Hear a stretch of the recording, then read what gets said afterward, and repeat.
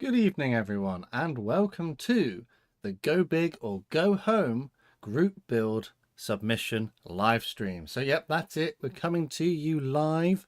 Let's get some thumbs up in the chat so that my audio levels are good.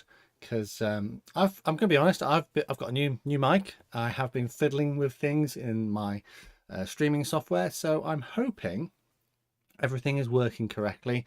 But as I don't normally do live streams. I tend to do other things. Not necessarily my strongest point, but hopefully, I know there's always a lag. There's about a 20-second delay. There we go. We've got some thumbs up going into the chat. We've got LaserBomb's here, Nakota, Dan's here, Gary's here, ACF Nugget. Fantastic. Welcome all. So we are going to get started with this Go Big or Go Home live stream. So we're going to take a look at the rules. The rules for this particular one, he says, as soon as he can get them up, was to build a specific model, either the largest that you have by scale or by dimension. So that was pretty much the only sort of rule. I mean, there were other rules, but this is the theme specific rules. Either the largest physically that you own in your stash or the largest by scale. So if you had, for example, a 1/72 scale B17, that would be acceptable because it might be the most largest by dimension. But if you had a 1/12 scale figure, for example, that's a bigger scale. So that one would also be acceptable. And we are now going to have a look through it. I know that this group build started in sort of January and finished like 4 months later. So we're actually in a process now. We're ready to start the next group build. So this actually feels really nice because the next group build starts a week after this live stream. So first up, we have LaserBomb. And this is an Airfix 1/48 scale Fairy Gannet. And so this is the brand new Gannet that's just come out, or came out a little while ago. They went for Scheme A from 849 Naval Air Squadron training flight at RNAS Cold Rose around 1959. They say that the kit went together wonderfully with everything fitting really well, and the decals were very nice. Airfix tend to do cartograph transfers, so usually the transfers are amazing from Airfix because cartograph are like one of the best manufacturers of decals out there. They say the build fits in with the theme by it being by far the largest kit that they had in the stash, and they said it was an amazing build and would highly recommend getting this kit. What do you guys think of this build? It is very impressive. It's quite a big model for 1/48. I think perhaps maybe we needed something like a banana in the picture for scale, but yeah, I think you've done a fantastic job. I can see a small few areas for a little bit of improvement, such as your brush marks there between the camouflage lines could be a little bit neater. Perhaps some masking tape may be something that you look at getting to add to your tools and sort of materials that you get in the future. But I think everything else is really neatly done. The paint finish is really nice, and the transfers have been applied really well. I like that you've done this one in its folded wing state, as I imagine that if you hadn't have folded the wings, the wingspan would have taken up quite a lot of space. But it's good that Airfix do actually include that choice. So thanks so much for submitting that one. Don't forget you can mention it in the live chat and what you think. So up next is CaptainVFatigue. I probably absolutely butchered that. This is a Newport 11 from Smur in 1/48 scale. They say the kit was very simple, so they did a bit of scratch building, mainly for the cockpit section, which is not that visible. Yeah, generally I find that like biplanes, they don't have much of a cockpit to actually look at, and if you stick a pilot in there, you don't have to worry about it. They say they painted it in the colours and markings of a license-built Skyker Newport 11 as used by the Royal Netherlands Army Air Force around 1918. They say that a Newport 11 landed in the Netherlands during World War I, and because it was very hard to purchase new aircraft, the Dutch decided that they could build this aircraft themselves. The automobile and aircraft manufacturer Spyker was appointed the work. So yeah, interesting. They sort of effectively copied it, I suppose. I quite like this one. I can see that you've put a lot of time and effort into it. I particularly like the way you've done the engine, and you've tried to get a bit of a like a wood grain effect on the prop. See, the painting's been very neatly applied. I see that you didn't go for rigging, and I'm not sure how much rigging the Newport 11 had, but I am not a fan of rigging either, so I can totally understand why you didn't apply it. Again, I think maybe in the future you might look at some masking tape just for some slightly neater edges, but what you have done there is absolutely fantastic. So thanks so much for taking part. And the next one is from Martin. And Martin has sent us a Tamiya British Universal Carrier Mark II in 1/35th scale. They say it's the largest kit in the collection by scale. The base and scenery are products from Diodump, and this so-called Bren carrier is part of the British 3rd Infantry Division, which took part in operations in the Netherlands during the later part of the Second World War. The NCO and his soldiers are taking a break from advancing to get an impression of the surroundings. They say that building the kit was very pleasant, with well-fitting parts and nice details considering the age of the kit, and they also love the fact that the kit includes multiple figures, which adds some life to the vehicle. And yes, I think that Tamiya are quite good at including some figures with their vehicle kits, which do add a bit of extra value to the model, so you can display them in nice, interesting scenes. And you've done that here with your little kind of roadway, the brick surfaced roadway, and a couple of tree stumps there, and flowers. And the painting on this is incredibly neat. Some nice subtle weathering as well that I can see. All in a very professionally made looking diorama. Absolutely fantastic. I think we've got some more little dioramas to look at coming up. So we will move on to the Naval Guy.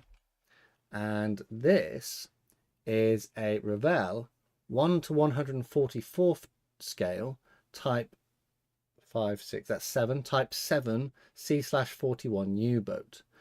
I think that is similar to the one that I've got. Maybe I've got a Revell U-boat, but it's actually an ICM molding, so it could be similar, or it might be. I don't know enough about the specific tooling of this kit to make an actual comment on that. They say that they went for this one because it was the largest kit by size, and they went for the U998 scheme as seen in 1943. So it's a bit worn down and weathered. They say they like this scheme because of its yellow highlights. The kit went together rather decently, with the hull fitting perfectly.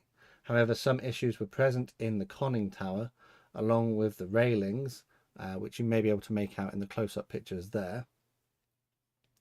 This was a basic out-of-the-box build, with a bit of string being used for the rigging, along with homemade sludge washes to give the model character. Overall, this was a really fun model to make, and you're proud to call her finished. Well, you should be, because it's a fantastic looking model.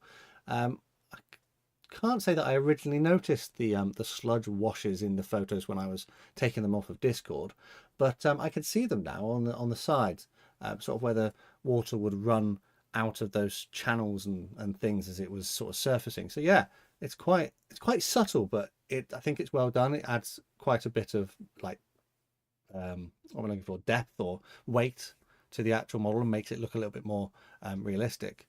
So yeah, well done. Thanks so much for sending that in. I am going to just take a quick moment to check over the chat, just see how everyone is. Got some comments popping up. Some people mentioning about the diorama. Some great work so far. So it says Fenris. The U-boat is impressive by size, says Marcel. Gary says the subs are all down to painting and weathering, which is excellent on this one. Yes, I would agree, Gary. Fantastic. Let's move on to the next person, who is Olle. So here we have a Tamiya 1/48th scale A1H Sky Raider. They've done this one in the paint scheme of G-RADR, which was an A1G. So it's a little bit inaccurate, as the kit has dive brakes on the side instead of the Night Fighter Navigator seating. So they used a decal set and some manipulating of the included decals to make the markings as accurate as possible to the one they selected, which they think worked out okay. This is their first Tamiya kit, and they say they're happy with how it went together, and they particularly like the level of cockpit and engine detail. To be honest, if you had told me that this was the wrong kind of aircraft, I don't know enough about the Sky Raider, so I would never have noticed. I would have seen it at face value and gone, yeah, that looks right. Usually if it looks right, then it is right. I think your overall sort of dark sea blue is very neatly applied, and the transfers are as well. And yeah, you can see a little bit of the cockpit detail there in the right hand image with the canopy open. It is a very nice looking model. I'm trying really hard to try and think of something to sort of suggest as an improvement. But if you guys can think of any improvements, just drop them in the chat and let them know. So I'm going to move on now. Thanks so much for sending that one in. Dutch Player 2 has sent in a 1/32 scale BF 108 by Edward. They say this fits into the group build subject as it was the largest in the stash by scale. It was painted to resemble the aircraft in the early stages of World War II, and they say the cockpit was good, but they used some 3D decals from Edward for the instrument panel and photo etched seat belts. The engine was okay, if a little fiddly, but nothing too bad. The cockpit fit into the fuselage wasn't great though, and the instrument panel didn't fit very well either. The fuselage parts themselves barely fit together, and some seams were visible even after a bit of filling and sanding. The horizontal stabilizers didn't fit at all, and they had to completely sand it down to make them fit, and then add a bit of sprue goo to hide the seams. They had trouble with the wings as well, and had to do a lot of filling and sanding. On the flip side, they say that the landing gear went together quite well, but the canopy did not. And they say it fell off a few times, which is a shame. For the painting, they used masking tape for the camouflage, and obviously did the colours as appropriate. And some aftermarket Edward masks for the canopy were used, and for the painting, they used AK colours. They say they were okay, but they didn't find them to be the best. I've not used AK, so I can't really comment on them. They say they opted not to do any weathering besides making the exhausts look a little burned, as all aircraft from early in the war were quite clean according to the reference images that they could find. They say the decals were okay, though you messed up on one of the W letters. Other than that, no complaints. All in, the kit isn't quite up to Edward standards, but you are half satisfied with the results. Yeah, I've had good experience of Edward in the past, so it's a bit disappointing to hear that this is not one of their best kits. Perhaps it's one of their earlier designs, or I do know that Edward have sort of there was something about them releasing kits from another manufacturer, but I forget the specifics of that. But yeah, I think despite those issues, if you hadn't have told me that you had those issues, I wouldn't have known about them, because I think you've done a great job of hiding them. You mentioned about the W on somewhere on the aircraft that you feel like you messed up. Again, if you hadn't have told me, I wouldn't have spotted it. I think I can see which one you were talking about now that you've mentioned it, but to start off with, I would never have been able to spot it. But yeah, on the whole, I don't think there's anything I need to point out for constructive criticism, because you've already identified areas in your self-reflection which you could improve on. But yeah, well done. Thanks for taking part. Let's move on to the next submission. And this is SJR. And this is a Kinetic BAE Hawk T2 in a diorama. Well, it's on a little sort of display base, isn't it? They say the fit of the parts was not great, and they think some of the bad fit was potentially user error. I mean, we've all been there. I know I've definitely found something that was wrong with a kit and then realised it's because I've put something in the wrong place, which is now the reason why it doesn't fit. So yeah, it's like the saying, isn't it? Don't blame the kit, always dry fit. And then if it still doesn't work, it's the kit's fault.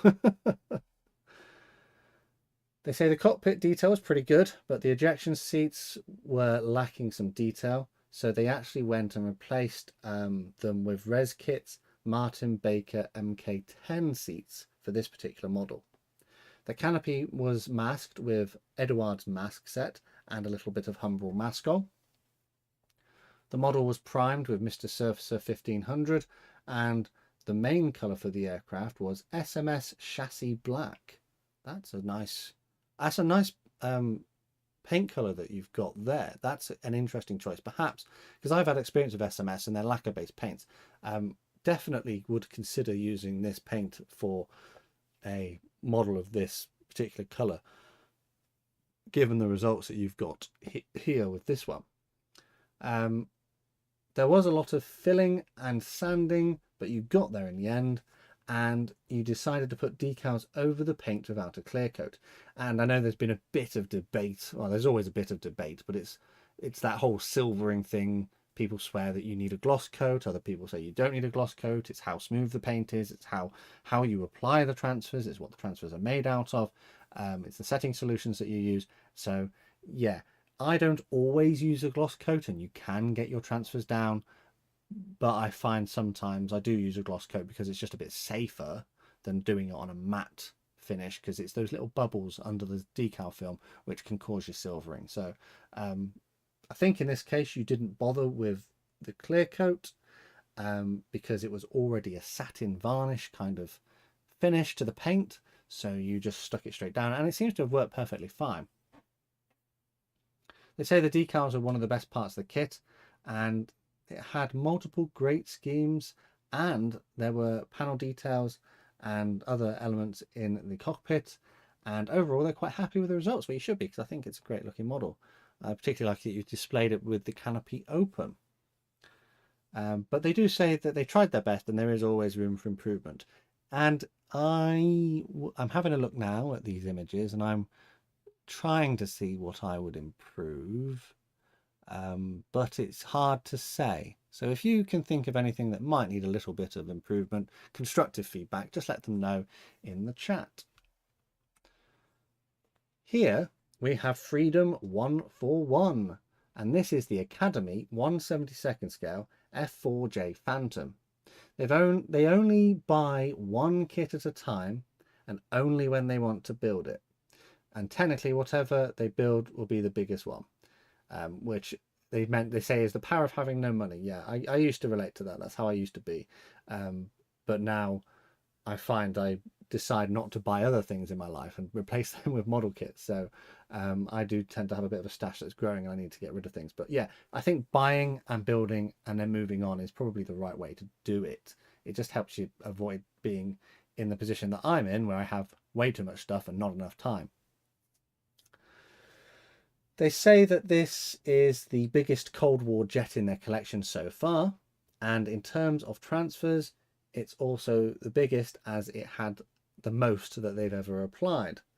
The F4 is known for having a ridiculous amount of stencils and decals, and I think you can see them in the image. I can imagine that took absolutely ages to put all of those transfers on. It took them, it says here, it took them 3 days to do all the decals. So yeah, quite a bit of a challenge. I probably wouldn't have bothered. I probably would have left off a lot of the small ones and just said, you know, if you can spot them, then fair play to you. The F4J that they built belongs to VF-96 Fighting Falcon and saw service during the Vietnam War. I think you've done a fantastic job on this. I can see that you've got a nice smooth paint finish.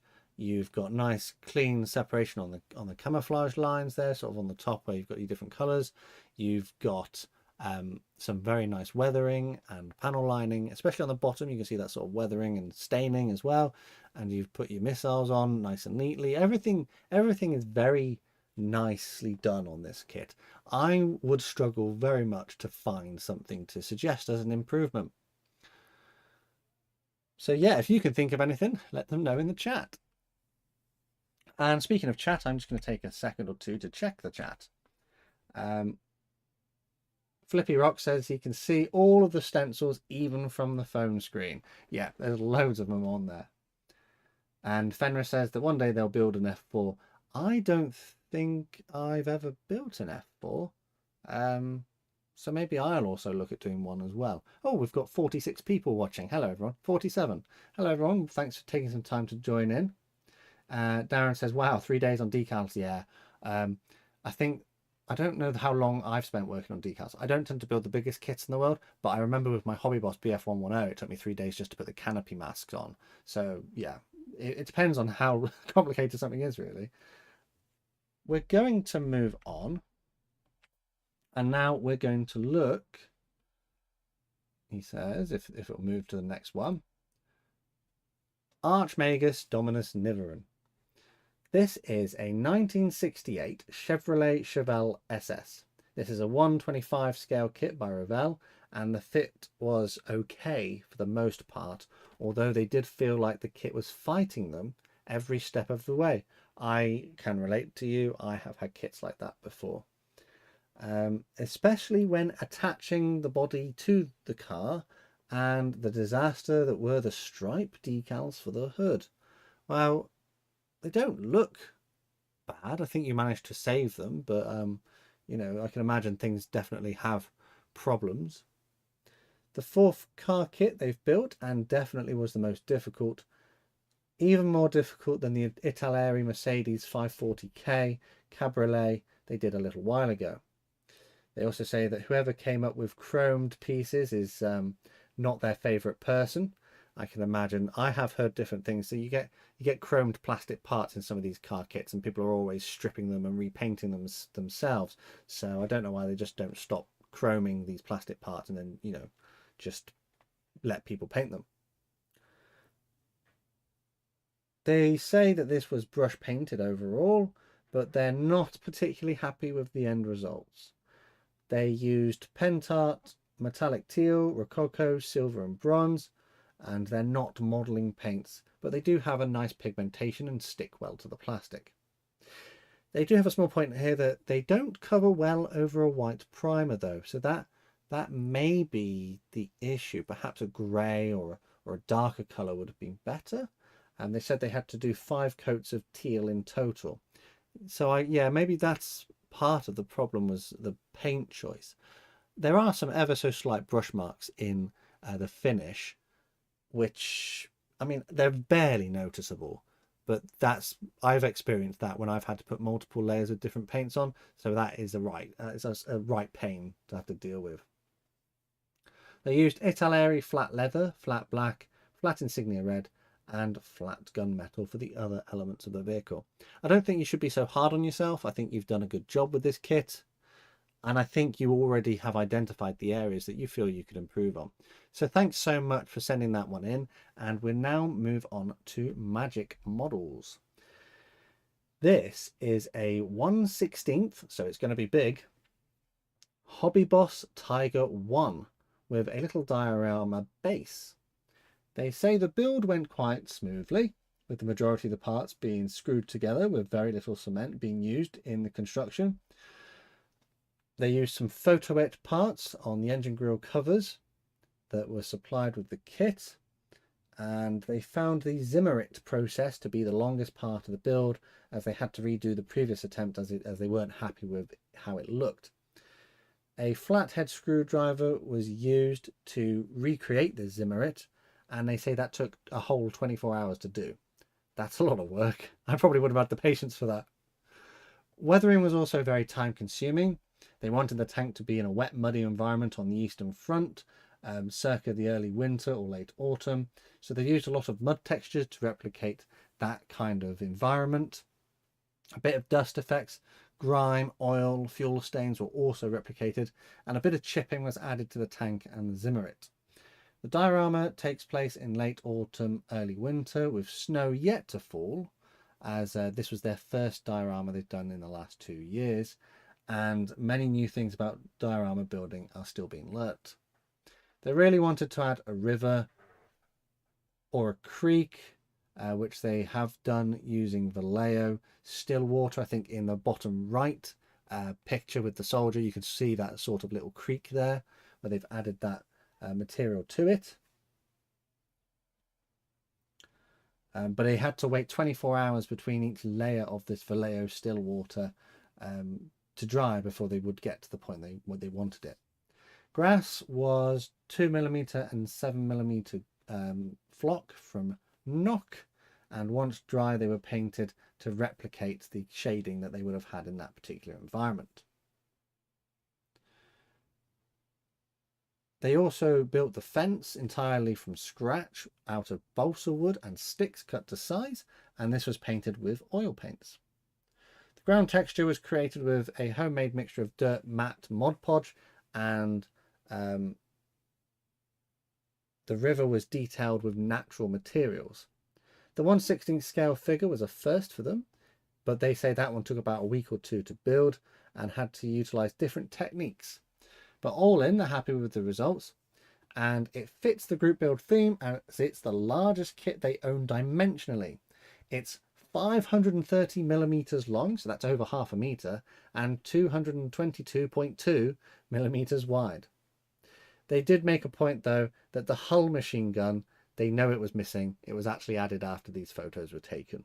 So if you spotted that already and say, hey, add your machine gun, they know about that one, but that's okay. I think on the whole, you've done a fantastic job. I can see a lot of where you were going with this. I would probably offer up a little suggestion on the diorama base.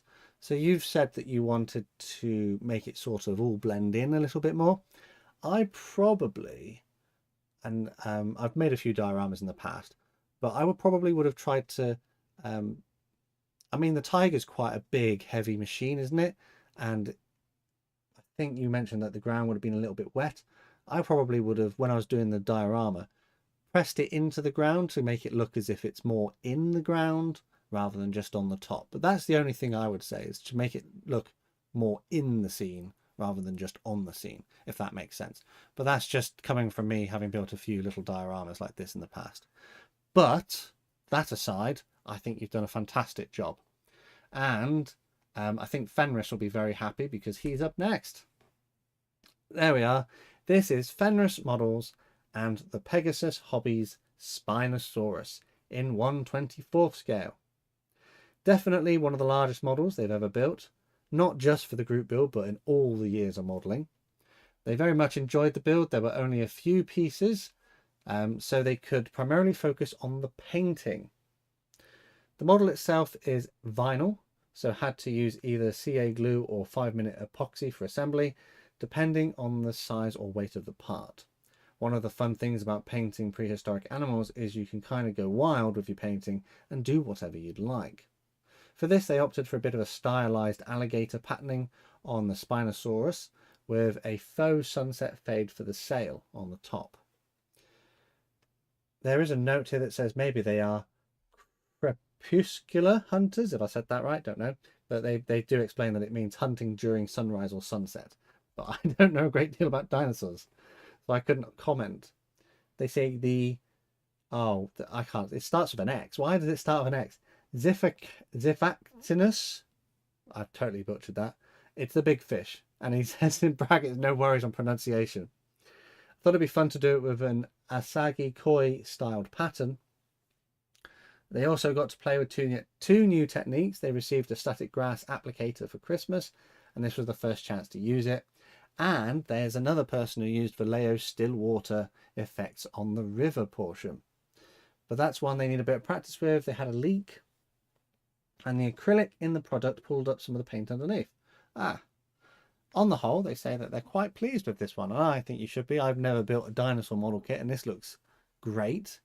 I particularly like your little diorama base with the big fish, which is going to be the dinner for the dinosaur. The water effects, yeah, they look interesting. I've never tried this Vallejo still water that you guys have tried, so I might need to have a go at that one at some point. Again, I'm struggling to find something to critique.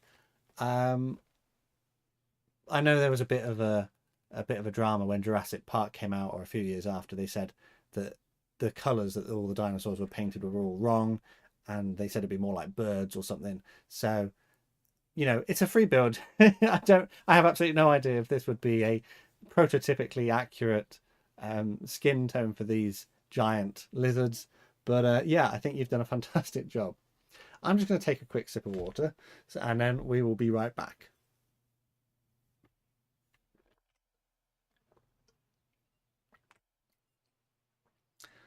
There we go. So just checking the chat. ACF Nugget says, Fenris, stop using long words. I agree. That was hard to say. The Smoke Pit says the paintwork looks amazing. And Ducknut says, this is true. If you've never painted reptiles, they can be fun to paint. I'm sure that they probably can. But I probably need to build a lot more models out of my stash before I start adding more in. Nearly 50 people watching this evening, which is fantastic to see. Hello everyone, thanks for dropping in. And I'm aware that we're pushing about halfway through time-wise, so I may need to pick up the pace slightly because I only really factored in about an hour for this particular live stream. So let's just get back on track. So I may pick up the pace a little bit here moving forwards. Havel has submitted the Revell 144th scale Boeing 747-8F in UPS Special Spirit of Joe Sutter livery. This version is a special cargo edition of the 747-8 intercontinental airliner. And they say it was first built on the 8th of February 2010. It is the biggest and heaviest of the 747 family, and this is part of the reason why they chose the plane for the group build. Its enormous wingspan of 47 centimeters and a length of 52 centimeters. It's the biggest kit in their collection. They also feel it's quite distinctive from all the other entries, since we don't really see sort of civilian airliners in my Discord. I know it's primarily like a military kind of themed building space, because that's kind of what, you know, a lot of people are interested in. But, you know, I do build civilian stuff at times as well. They say the build is pretty straightforward, with a bit of puttying and sanding needed, especially when connecting the fuselage parts and on the belly. However, there were some problems with the engines. They say most notably the fit on the inside, and there were cracks as they were getting it out of the box, which is a bit of a shame. The main landing gear is also a bit too low, which is why the engines seem low to the ground. Another problem was the front landing gear.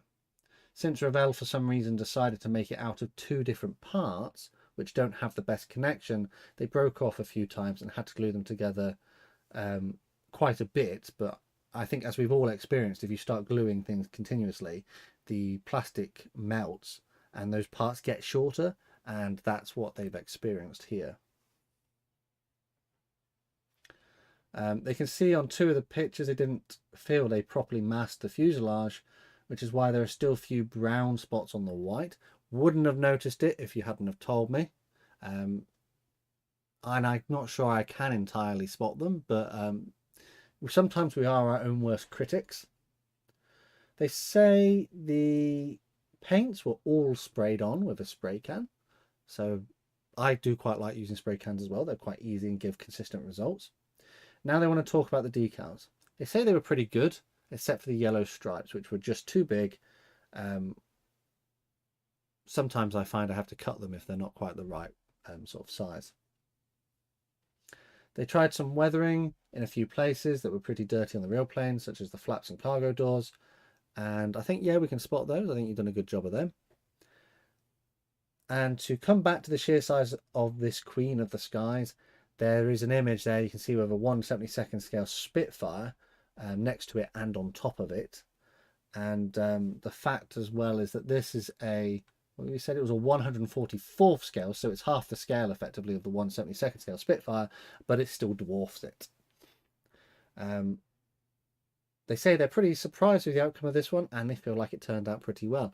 I would agree. I would say you did a good job. You've identified the areas which would need a bit of improvement, and I think on the whole, it's nice to see something a little bit different from all of the military subjects. So yeah, well done. We're going to move on to another big plane now, and it was the one from the thumbnail by Lurking. This is a Rodin 1/144th scale C5B Galaxy. They did add some extra things in here, so they used draw decal markings. They have written a whole big long list of what they were, but I'm not going to read them out. But basically they went and got extra decals for it. They've been waiting to build this for a while. They are a crew chief on C5s, which is fascinating. So they've basically built an an example of the plane that they work on. The markings are of a C5M850001. The kit itself is decent, with a few details missing or incorrect, which required some scratch building, filling and scribing. The fuselage was a little warped, so they took a little bit of effort to get that back into shape. The aftermarket engines are nicely detailed, though the decals were easy to tear and tended to crumple up. I've experienced that in the past as well. It's no fun when they start folding in on themselves. The decals included in the kit are not very good and fell apart easily. Both C5 kits from Rodin depict jets from Travis Air Force Base, so they had to get aftermarket decals anyway if they were going to make one from Dover. The decal set from Draw Decals was pretty good and went on without problems. Oddly enough though, the decal set included in the Super Galaxy tail flash, but not the fuselage marking. So they had to make the marking themselves. That's a bit of a shame, isn't it? They did some light weathering, pre-shading, to break up the otherwise monotonous colour that C5s have. But overall, they're pretty satisfied with the result, and having an aircraft you work on in your collection is pretty cool. Yeah, I can imagine that would be really cool. I really like the way you've done the sort of different shades of grey on here, which gives out the impression of different panel lines and things. I've never been on a C5, but I have seen them when I've been on my travels, and they are very large and impressive aircraft. There are some more images here which I'm going to show you, so you can see they've got a couple of their sort of flashes down on the bottom left from their work, and also at the top you can see that's a Tamiya extra thin bottle next to the cockpit for size, so it is a very big aircraft. I think you've done an absolutely wonderful job, and I hope perhaps they would have somewhere in your workplace that they could display this so that people could see it. Again, I don't think there's anything really to suggest as an improvement. We'll move on to BlackAdder, who has sent in a Tamiya 1/48 scale Mosquito FB6, which is marked up as MM417, formerly of 487 New Zealand Squadron, but she was written off or destroyed in a crash landing at RAF Hudson on the 26th of March in 1944. It lost an engine due to battle damage during a raid on a V1 launch site, and this happened nearly about 80 years ago. For the kit themselves, okay, so they've said here, at risk of people screaming heresy, because Tamiya has a reputation of being very good, I feel like they don't necessarily agree with that on this particular aircraft. They did say they had some fit issues, which cropped up in a few places, which led to them having to roughly fabricate a replacement for panels under the belly that fell into the aircraft while they were trying to test fit them. So obviously that's now rattling around on the inside. I've been there, I've had that happen. There were some alignment issues as well, and they found they had hassle masking up the canopy as the frame outline didn't sit proud enough to actually use as a masking guide, which they say impacted their motivation to finish the kit. I can relate. I've had kits with panel lines on the inside of the canopy before, which makes it virtually impossible to mask using them as a guide. So I feel your pain on that one. They want to add on that the decals were quite thick and a bit papery, and they damaged at least one of them in the process of trying to get them to conform to the surface of the airframe.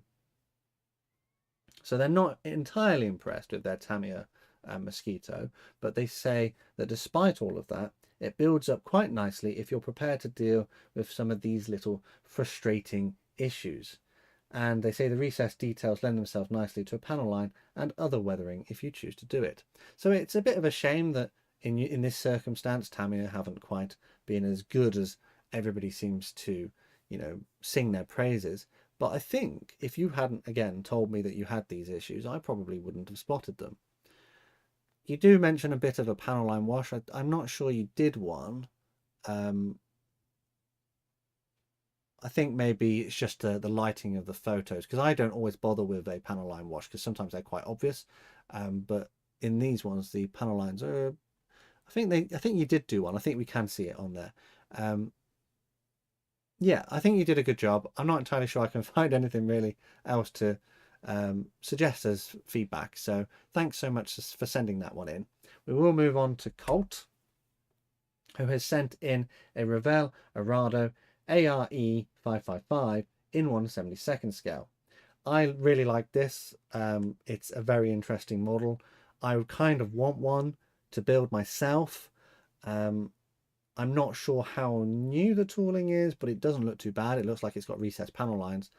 So this is something that I would like to get at some point. But German aircraft tend to put me off a little bit due to the mottling. But they say that this one is supporting a fictional 1948 scheme of KG200. So it's a what if, sort of those Luft 46 type of things going on. They chose the scheme because upon looking for references, they hadn't come across many done in this particular way.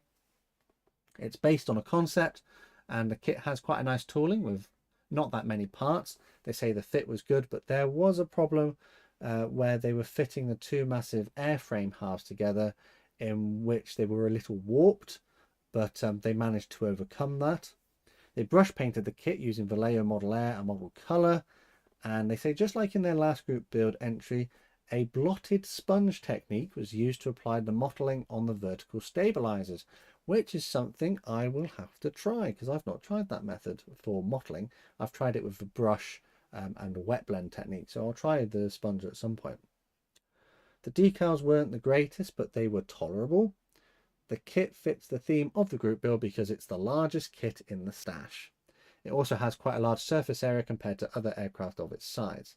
Well, it is a flying wing, isn't it? So is it more like a blended wing design, or is it actually a fully flying wing thing? Because there's obviously going to be stuff inside of it as well.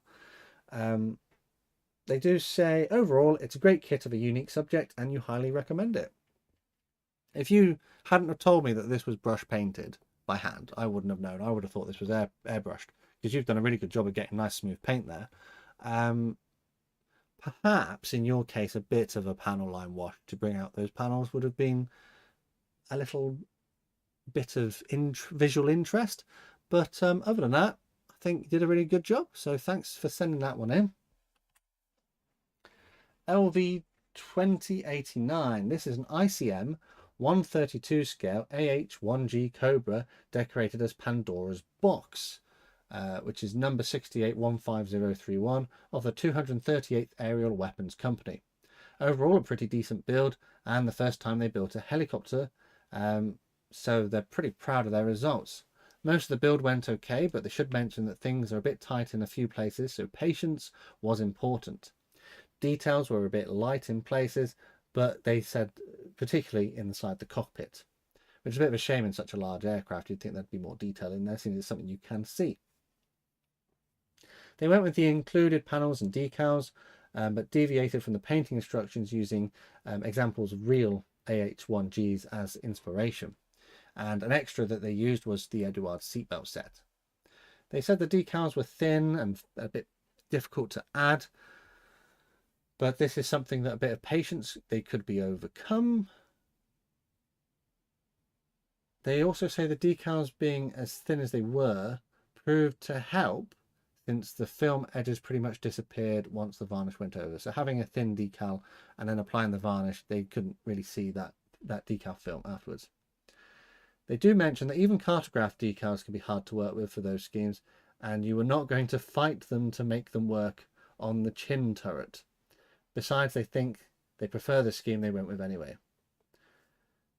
They say that you can have too many vehicles with sharp mouth schemes if you ask them. I don't know. I've got quite a few tomahawks and mouths with sharp mouths on now. They say they went into their hobby shop a little while ago and the owner had them stashed away. So did you... He says, I think he said, what does he say here in the notes? Asked if he had a price on them and said they'd be compliments with my purchase that day. So they got a backdrop free of charge. So you got a nice backdrop with your model, which you've got here on display. That's good, isn't it?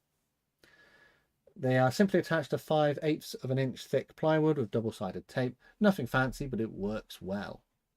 They think the pictures do the build and background some justice. The dry brushing highlights are probably brought out a bit much, but in real life they are a lot more subdued. So they'd almost rather have that issue since the details get to be seen. Also included is a picture of the cockpit from mid-build, which I don't think I saw that one in the Discord. So if you want to pop into the Discord and have a look quickly before I delete the channel and see that, then feel free.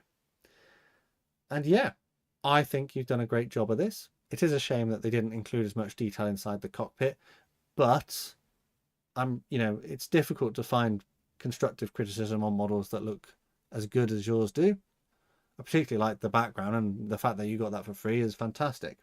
Let us now move on to Marcel. This is a Revell 1/48 scale CH53GS. This model was used by the German, I can't do German, Bundeswehr in the K4 forces in Kosovo. I probably absolutely butchered that German then. It was a very decent build for a 1980s kit with some gaps on the underside and smaller gaps on the canopy. Nothing too major though. They went for this particular paint scheme because the other single colour schemes for different use for the German army seemed a bit boring. Though they do doubt the camo really helps when you can be heard from 5 kilometers away. The helicopter has a detailed interior which you can't see because the rear hatch was mounted onto 2 very small flimsy hinges which broke off the second some pressure was applied, so the hatch was just glued closed. Theoretically, the rear of the hatch could have been displayed down, but these small mounting points prevented that. The modern version of this helicopter also has a gunner in the back, which this model does not include. But all in, they say it's a very nice model to look at, and they were happy to do it. If you like big, chunky helicopters, this is the kit for you. Yeah, I think you've done a great job with this one. Just, I think on the top right, you've got your transfer with a little bit of silvering behind it. So that would be my suggestion. It would just be to try and avoid the silvering on the transfers if you can. I mean, you said this was like an 80s kit. So if it's a vintage model, sometimes the transfers included in the past were not the best. And even I struggle with my transfers at times. So always working towards an improvement. So thanks Marcel for sending that in. We have next, hello there.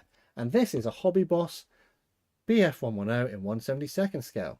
They say it was a challenging model kit to paint. I know, I've done one of these and it looks like you've done a similar kind of technique to how I did it, with a bit of a wet blending technique, because that's how I did mine. All hand painted. The letters on the sides of the sort of registration codes, they say they disintegrated during application, so they've just left them off, and that's absolutely fine. Naturally you've identified an area here which you could improve on, and these things will come in time. But yeah, I find sometimes if you screw up the decals, just ignore them on both sides is probably the easiest option, because then it looks symmetrical, unless of course it wasn't meant to. But yeah, I think you've done a good job of this one. Naturally improvements will come over time, and you've spotted some things there. So up next is me, because you do have to try and take part in your own one, don't you? So this is a 1/12 scale Bandai BB8 and R2D2. I built this pretty much out of the box. I didn't bother using any glue. It just snapped it together. I did apply a little bit of paint in a few places, but primarily I've used the kit decals for the majority of the small bits and pieces. The parts are molded in the relevant plastic color. So the white, the orange, the sort of gold and silver and blue are all plastic. So I've not really painted anything on this. I gave it all a clear coat of satin varnish and then applied a wash, an enamel wash with white spirit.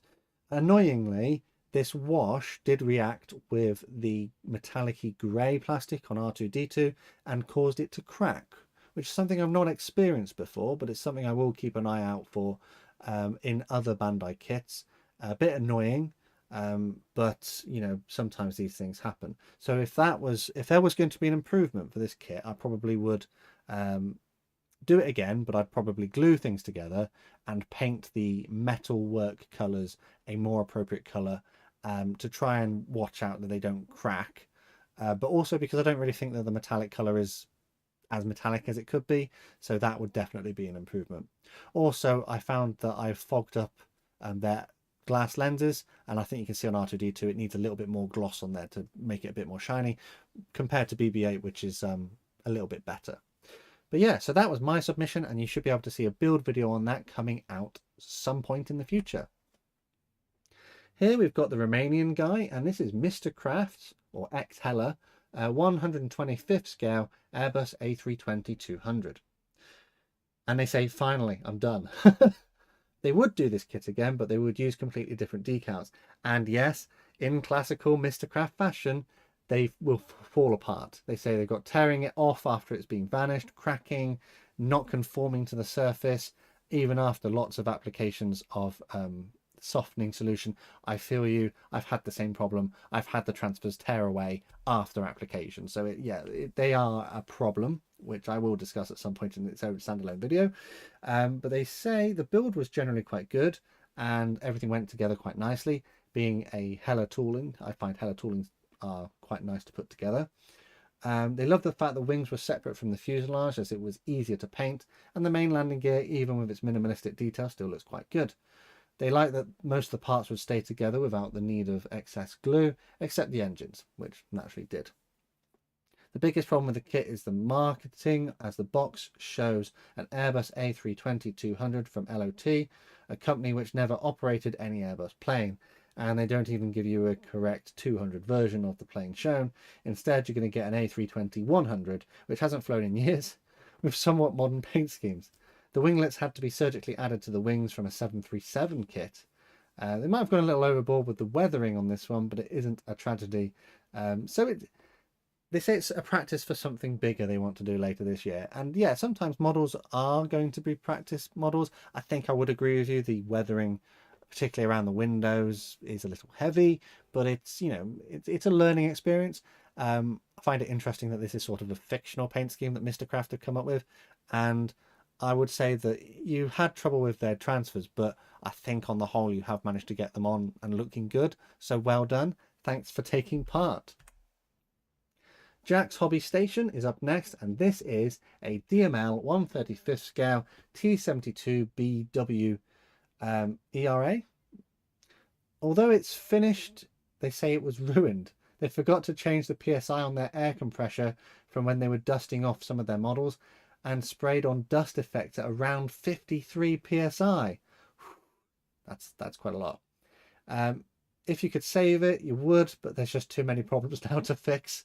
At the end of the day, you kind of just made your mistakes and moved on with it. Do you know what? If you had told me that, I probably wouldn't have noticed. I think this looks like a tank that's just been well and truly worn and battered, and you know it's had a horrible time of it, and I think just you making it look worse has kind of contributed to it. So yeah, it's quite funny to read that one. So thanks so much for taking part. Cinabun is up. This is a 1/32nd scale Hasegawa A6M5 Model 52, flown by, and I'm probably going to butcher the name because I suck at saying stuff, so Tetsuo Iwamoto of the 252nd Flying Group 311th FS, but it's a plane that is effectively off the factory line, so it's in a pristine condition. They say they used mostly Vallejo acrylics to make this model, with some use of Humbrol and Tamiya as well, and it was brush painted, which is impressive given the paint finish you've got on there. They say it proved to be a challenge, but you managed to get it all done. And another challenge was the yellow paint ran dry and you couldn't recover it, so were forced to buy a whole new pot, which is a bit of a shame. I know I've had that problem before. Along the build, you lost the right aileron stabilizer weight. The carpet monster ate it and is forever lost. I've had that a few times, and sometimes I just ignore it and move on, and people don't notice. That's fine. 3 landing lights are missing as well, which were tiny and were just disappeared into the ether. But overall, they enjoyed the build and it went together nicely and turned out to be a good looking Zero.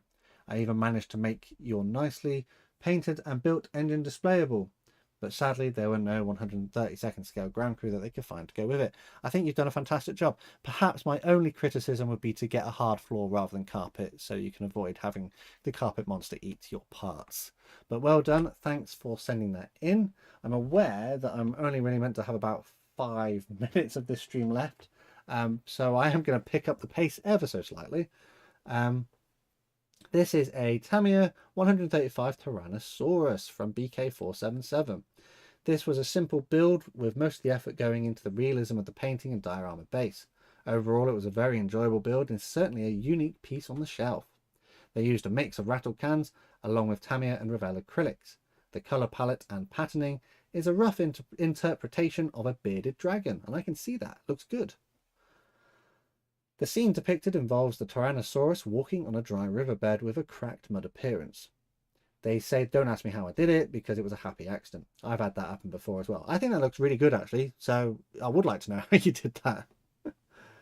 The dinosaur was given an overall coat of clear flat spray, with the exception of high gloss for its eyes and the inside of its mouth. Some small grass tufts complete the scene, and they enjoyed the build and are happy with how it turned out. I can't really comment on dinosaurs. Again, I don't know how accurate they are, so I think you've done a good job there. Well done. Thanks for taking part.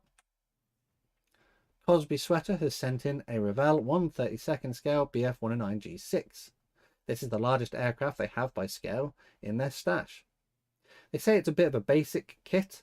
The surface detail is soft or missing, and some of the key parts are a bit warped. It did have a lot of flash as well, which proved challenging in the build process, and it may have contributed to some fitment issues. The build, they say, became tedious and therefore less fun. I feel you. I did build the Revell Hurricane in 1/32, and I felt that a little bit dull as well. I feel like there could have been stuff designed into it to make it a little bit more fun. The paint was Vallejo Model Air in the late war RLM colours with clear varnish from Alclad. Painting process was quite enjoyable and the paints went down really well. The camouflage pattern and mottling was all done freehand with your hardened Steenbeck airbrushes, and the real letdown of the build were the transfers, which is surprising because usually Revell have quite nice ones. As soon as they hit the water, they began to crack. That's probably maybe down to an age issue sometimes. They say it disintegrated and became unusable. So they went to the spares box and tried to get some from there. They had to paint some stripes, and with their mixture of decals, the final result they say is acceptable. Despite the issues, they're not unhappy with the outcome, but the kit was cheap, and in the end they learned some lessons and you have practice. And yeah, that's it. It's all about practicing. I find like with every single build I get a little bit better at something, not always, but if you hadn't told me you had these problems, again, I wouldn't have noticed. I would struggle again to find something to point out, and I think you've identified quite a lot of things to improve on. So thanks so much for taking part. This is Felix Argy, and this is a Pig Models 1:1 scale, 88mm or 8.8 centimeter. Oh, I can't do German, but PZGR 39 APCBC L56 shell, more commonly known as the Flak 88 or the Tiger 1 shell. Markings, they say, are a bit confusing as they indicate it's a Flak 88 shell, but they've read they didn't have APCBC shells specifically for the Flak 88. But anyway, the build was very simple and there were just 4 parts to it, so they were super glued together and the seams sanded, and some minor gaps were filled with the base of the shell, and that was pretty much it. After that, they struggled to get the colour right and had some issues with the stencils being a bit fragile, but as it was the first time using stencils, that didn't make it easier. So yeah, just a bit more practice, I think. Overall, simple to assemble, but takes long to process due to the size of the thing.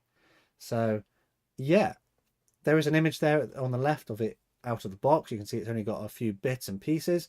Probably one of the more interesting model kits we've had. 1:1 scale representation of ammunition. Very interesting indeed. Thanks for sending that in. Up next is Lambo Centanario. This is a J7EB from the August the 1st display team made by Trumpeter in 1/32 scale. It's in a diorama being maintained, and they had a few issues with the landing gear and wanted to show the engine. The engine, though, the part inside the fuselage was generally a mess with the moulding. It had lots of flash and the detail were poor. So without a severe overhaul, they wouldn't have presented this to the side. Fair enough. Overall, it was a nice build with a few mistakes, such as masking the lines was a pain due to it being the first time of anything remotely close to this, but it was a fun build. But yeah, see, they do recommend this kit as it was cheap. I think, though, despite your issues, you've done a really good job.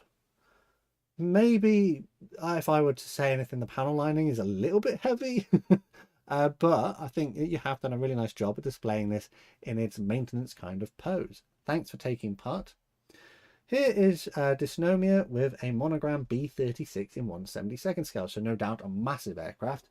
This is in an abandoned US Air Force boneyard colour. Not based on a specific aircraft, but perhaps it would be converted at some point into a nuclear-powered version. The kit, they say, was a disaster, with broken props and weapons out of the box, snapped wing segments, disintegrating decals, so instead they ended up painting with stencils instead of the decals. They say it's also too big to fit anywhere. It's almost 1 meter wide and 1 meter long. Very heavy, they say, but a lot of fun to fly around the house. Fair enough. Very impressive looking model. You definitely have must have had a bigger workbench than me to build this one, and I love that you did this in a boneyard kind of finish, because anything that's wrong with it you can just say, oh, it's weathering, which is fantastic. There we go, there's some more images of it, and it's a very big model. You can see, I think that's a B25 down there on the right hand side of the aircraft, and you can see for scale that's absolutely huge. George has sent in a 1/35 scale Tamiya King Tiger, which at the time was their largest in the stash, only just beating out a 1/72 scale Sea Vixen by a few centimeters. This was their first 1/35 kit, but they did make a few little mess ups along the way, but they think it turned out okay and they had a lot of fun building it. They tried some Tamiya Zimmerit sticker sheets. They think they went on easily enough at the top, but there were some gaps. They think they stopped the side skirts from sticking later on. There's a little gap there. Yeah, there's a little gap there. That perhaps you sort of see it on the left hand side, a little bit of a gap.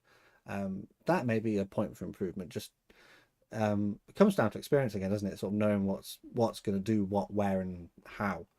They used a photo etch kit and a couple of mini art figures.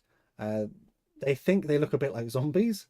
But no, I find figures very difficult to do, so I think you've done a great job on that one. But yeah, I'd just say if you are going to use extra bits, just sort of plan ahead to where they're going to go so that you can sort of factor in for that. After this is Foxtrot 64, which is a Trumpeter 1/72 scale Harbin H5 bomber. The camouflage was inspired by a user skin from War Thunder, which apparently is based on one in a museum in China somewhere. It was hand painted in its entirety, apart from the clear coat, which was from a Tamiya rattle can. They say it's not the best kit in the world, but they got it pretty cheap, and it's definitely out of the ordinary for them, as they mostly build 144th scale models, so this is the largest thing that they've built. Hand painted camouflage on this I think looks very impressive. I don't know if those are recessed or raised panel lines, but perhaps a wash would help to bring them out. But that as an aside, I think you've done a fantastic job. Thanks for sending that one in. There are some more images here as well, which give a bit more of an overview of the lower side of the aircraft. If those paints are hand painted, I think you did a very good job on that. And that does bring us to a close. That's it. That's everything that everyone submitted. What did you think of the submissions? Let us know in the comments down below. I am aware that I need to jump off imminently to go and do the exclusive Model Club monthly live stream. So if you are a Model Club member, make sure you find that link and come join me as soon as this one ends. Apologies for running over slightly. So thanks so much to everyone who took part in this group build this time round for those amazing submissions. And if you want to take part in a further group build, we're actually starting one next week, but you must be in our official Discord server in order to take part. A link to the server is down underneath this live stream / video, which you can join, follow the rules and take part. Alternatively, if we're not currently running one when you watch this, then there may be one at some point in the future.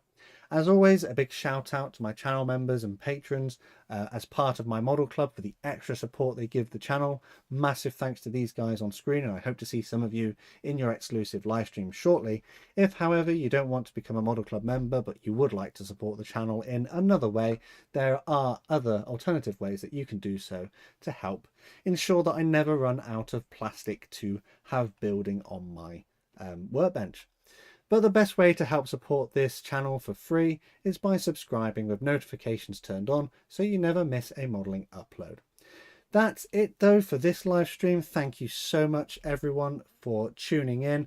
I hope to see you all on the workbench again at some point in the future.